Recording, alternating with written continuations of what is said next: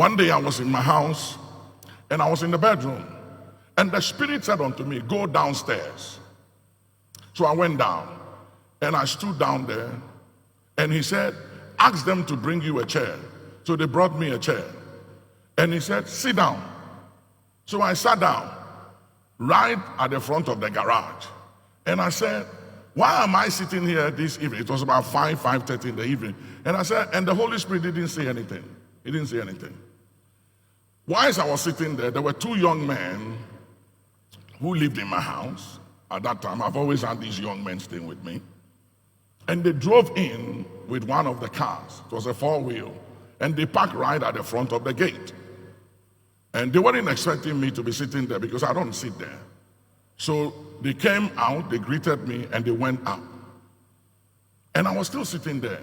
And I was saying in my head, why am I sitting here? But I sat there.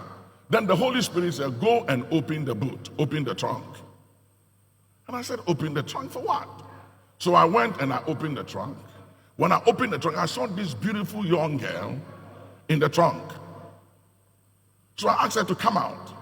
And I said, girl, what are you doing in the trunk?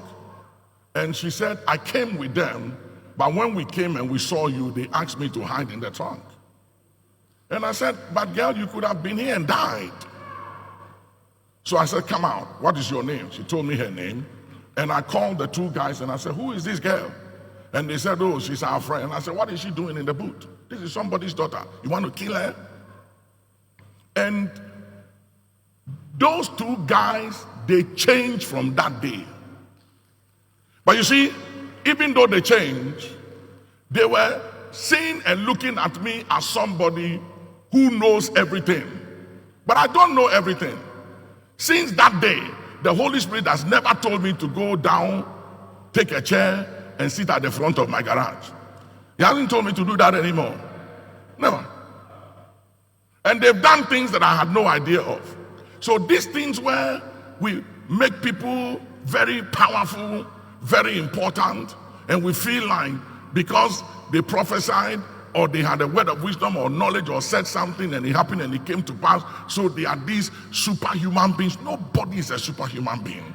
It's the Holy Spirit that is a super spirit.